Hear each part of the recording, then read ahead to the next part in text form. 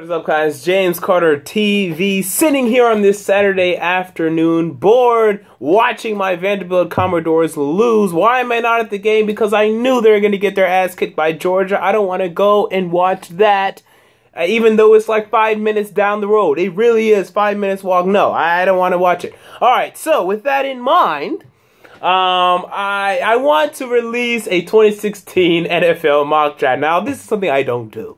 At least not now. I mean, I definitely do it when March comes around. Definitely when April comes around, but not now. Which is why it will be titled 2016 NFL Mock Draft Way Too Early Mock Draft. Because this is way too early, but you guys love it. I love it. I've been looking at a couple today. I'm like, hey, I want to make one of these. So, boom, I've made one. Now, this draft order, which is really what you care about, a lot of you, not all of you, but a lot of you just care about that. I mean, because for some reason, when it comes to 2016 mock drafts and mock drafts in the future, the number one thing we look for is why or what draft order did this person use? Why is my team picking first? No, you wrong, you idiot, you clown. Fine, you can do that to me because my draft order reflects my win-loss predictions and win-loss records that I have set for each and every team in the NFL. And if you have not been following this channel, I recommend you watch either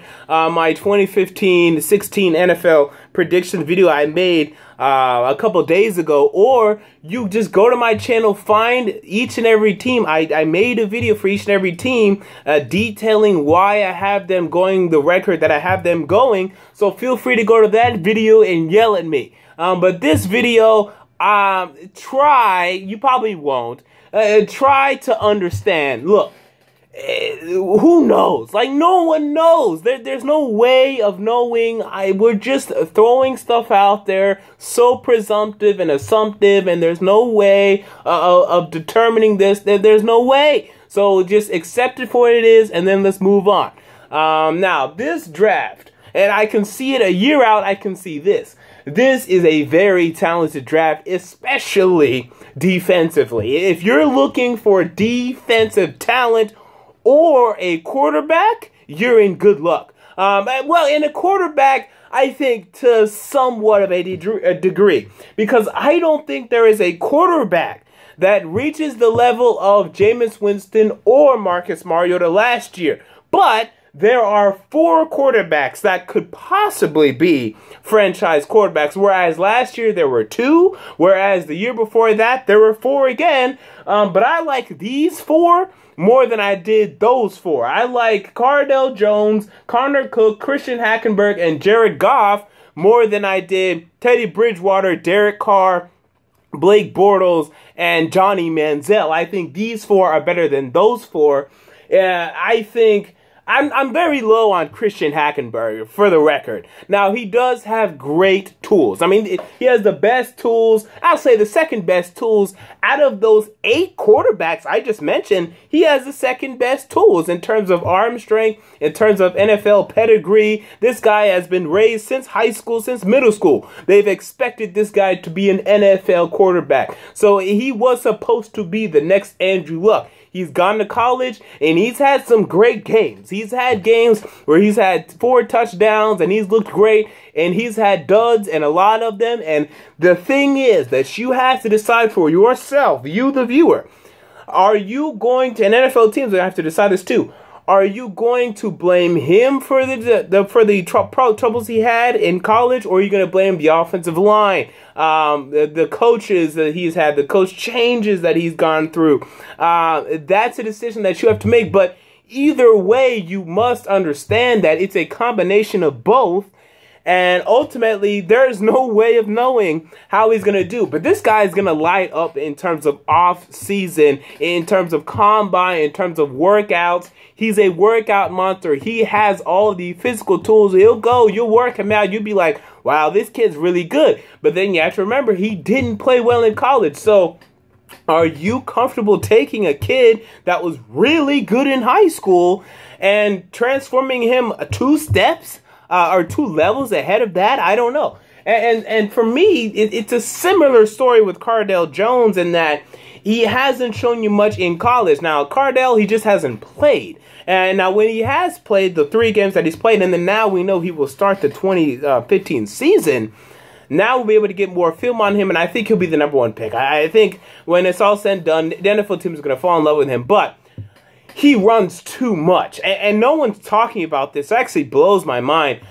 He didn't do it too much against Virginia Tech, so maybe he cleaned that up in the offseason. But if you go back to the 3 games he started in 2014 and 15, the playoffs and all that, he ran the ball. He tucked the ball and ran too much, way too much. And even though he's a big guy, like 6'5", 250, that's not going to last in the NFL. He needs to learn to sit in the pocket and throw the football. And he's damn good at it when he does. I think it was like, there's a stat like 15% or maybe 20 or 25% of plays he would tuck and run, and that's way too high. So Cardale Jones, though, I think is #1. And I don't think he's better than Jameis Winston. I don't think he's better than Marcus Mariota. But I do think he's better than anyone in this year's draft, better than anyone in the 2014 quarterbacks. I'm talking about 2014 draft, better than 2013 draft. So he's a damn good prospect. I believe that, definitely. Connor Cook, it remains to be seen, although I do like him. Now, I question how good he can be, with a caveat, because, I mean, if you're in the NFL long enough, I mean, I guess he'll eventually reach a level where he's really, really good, but there's a lack of upside, a lack of wow that you're not getting from him versus a Cardale Jones, versus a Christian Hackenberg. They could be great. While Connor Cook could just be really good. I mean, he could be a Matthew Stafford where he's around. He's not bad, but he's not at the level of Drew Brees, of Tom Brady, of Aaron Rodgers. He's not at that level. I think that's sort of the thing with Connor Cook. And Jared Goff, I need to do more research on before I can fully emulate and formulate an opinion on him. But I like what I've seen so far. The biggest question mark for me is Christian Hackenberg, and I'm not trusting him. And just let me go on the record. I'm not trusting him. I wouldn't trust him with a 10-foot pole. I wouldn't. Or I wouldn't touch him with a 10-foot pole. But, you know, it's still, teams are going to love him. Cardale Jones, I think he runs too much well, so we'll see how he performs this year. Connor Cook, again, I think he'll be good, but I question how good. And Jared Goff, I need to see more of. I have Cardale Jones going to the Washington Redskins. I have Connor Cook going to the New York Jets. I have Christian Hackenberg going to the Houston Texans, teaming up with Bill O'Brien once again. And I have Jared Goff going to the Buffalo Bills. These are teams that need quarterbacks, whether they know it or not. The Houston Texans don't know it. The Bills don't know it, but you do. Okay? You do. The Texans are starting Brian Hoyer, and the Buffalo Bills are starting Tyrod Taylor. These are not starting quarterbacks to me, so that's why I have them going there. Again, and then after that, a lot of defensive talent, a couple tackles thrown in every now and then, like Laremy Tunsil and Ronnie Stanley and Jack Conklin. But this is a defensive draft, which is good for 2 teams in particular, I believe, and that is the Oakland Raiders. Actually, 3 teams. The Oakland Raiders, the Tennessee Titans, and the Tampa Bay Buccaneers. I think these 3 teams are in similar boats. They have franchise quarterbacks. Now, Jameis Winston and Marcus Mariota have yet to play an NFL game that matters, but I think they're going to be franchise quarterbacks. So they have their franchise quarterbacks. Now they're just building a team around them. So this is a perfect draft for the Raiders, Titans, and Bucks to find perennial defensive players. You have your star on offense. Now you can get another star on defense. And the Raiders already have one in Khalil Mack. So I have them now getting a secondary player in Vernon Hargreaves the third, and I think he's going to be really, really good. Now, he's not as tall as I would like for him to be, but no, this guy has some nice ball skills. He's a good tackler, young, scrappy, tough kid. Really, really like Vernon Hargreaves the third. The Tennessee Titans taking Jalen Ramsey, cornerback / safety out of Florida State. He plays more safety for them. Or more corner for them, I should say, and a little bit of safety. NFL teams say they like him at safety more. I don't know. Either way, he's a playmaker. And I have the Tampa Bay Buccaneers taking Deforest, Buckner out of Oregon. I'm sure they would like to take Jalen Ramsey, but I have the Tennessee Titans ahead of them. Another Florida State kid would be good for them. But this is a defensive end to team up with Jared McCoy on that defensive line. I think they need a defensive end. They need a pass rusher. They get one here in Deforest, Buckner. I think that's all really noteworthy. Again, the whole mock draft is in the description box. Go down the description box. It's down there. Look at that and have fun with that.